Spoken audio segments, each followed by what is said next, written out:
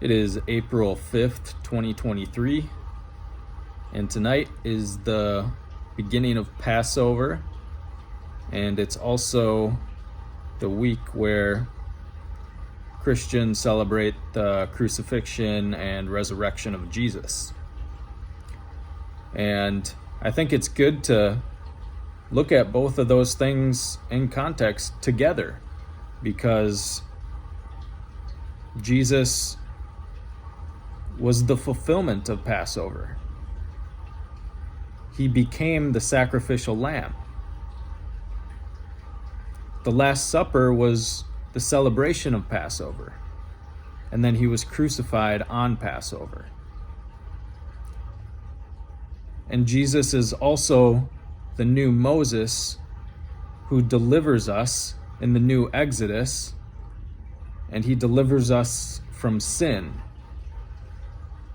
which is like Moses delivering the people from Egypt. And so, if we look at both of these things together, it can give us a much deeper and richer understanding of God's plan for everything. So let's look at Passover. So the Israelites were stuck in Egypt, and they were stuck in slavery, and Moses was sent to Pharaoh to call for the release of his people so that they could go worship God in the wilderness. 3 days journey into the wilderness. And Pharaoh wouldn't release the people, so God sent many plagues on Egypt, and the last plague was the death of all the firstborn children. But the catch was that God's people could do something in order to prevent the death of their firstborn children. So it would only be the Egyptians that suffered from this plague. And the thing that the people of God had to do was to sacrifice a lamb and put its blood on the doorposts. And the angel of death would pass over the houses that had the blood on the doorpost. That's why it's called Passover. And so that's why Jesus, as the sacrificial lamb, if we're covered in his blood, then God passes over our sins, and he doesn't require eternal death.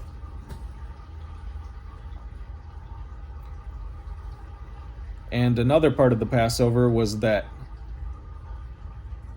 the Israelites had to be prepared. That's why they eat unleavened bread, because they didn't have time to let the bread leaven. And so they had to cook the unleavened bread and then roast the lamb and eat all of the lamb and burn up whatever they didn't finish. And then they ate the meal.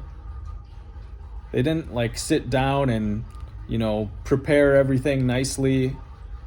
They were ready to leave at any moment. So they ate the meal with their sandals on, their clothes on, standing up, ready to go. And so I think there's a principle there that we should always be prepared for God's deliverance, because he might ask something of us and we just have to do it, be ready to go right away. We can't have a bunch of attachments or anything that's holding us back from going when it's time to go. Because what happened was, in the original Passover, the angel of death came, struck all the firstborn children of Egypt, and then the Israelites fled.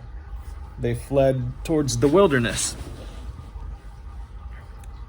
And they had to go right away. And the Egyptians pursued them to kill them. And that's when the Red Sea was parted and the Israelites went through, and the sea came back as the Egyptians pursued them and drowned all the Egyptian soldiers that were trying to kill them. And God delivered his people that way. And so the parting of the Red Sea, going through the Red Sea, is also a figure of baptism, where we enter the waters and are delivered from sin. And this idea of being prepared is good for any situation. Obviously, here I'm talking about spiritual deliverance. But let's say you're working a crap job that you hate going to, but you have to be there because you need the money to be able to support your family. Well, in the meantime, are you prepared? Do you have a resume ready to go? Do you have the skills you would need for a new opportunity? Have you been working on those things? Are you ready when that new opportunity presents itself so that you can go and you can leave behind the old crap job that you don't like? And obviously that's very different than what's going on here, but it's just a good principle to follow. And then the other part of the Exodus that I think is valuable to think about is that as soon as the Israelites escaped the Egyptians who were pursuing them, and they just saw this incredible, miraculous work of God, but soon after, they started complaining and wanted to turn back to Egypt. So when things get hard, do you just want to go back to a comfortable way of living? Do you want to go back to your own Egypt, whatever that was?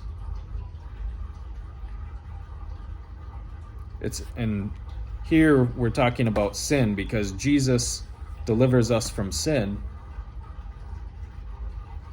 So if we are delivered from sin but then want to go back to something, that's kind of like the Israelites wanting to go back to Egypt, whatever sin that is. So as we think about what happened in the Passover and what Jesus did, it's important to look ahead, look forward, and keep moving forward. And be grateful for God's deliverance. Be ready for it, because it could come at any moment. And there's different things that happen throughout life that require some kind of deliverance. Even for people who have followed God for years, there might be a day where something new happens and God is like, okay, it's time to go. And you got to be ready for that. And Jesus talks about that a lot. He says, be on watch. Look out, because the day of the Lord will come like a thief in the night. The day of the Lord will come like the angel of death on Passover. And you got to be ready to go. You have to be covered by the blood of the Lamb, which is Jesus. And then be ready to do whatever God asks you to do. And then when if you believe that you've been called to do something and you go and it gets difficult, keep persevering. Don't give up on it. Don't turn back and go back to Egypt. Keep moving forward with whatever God has called you to do. So that's all I've got for today. Peace.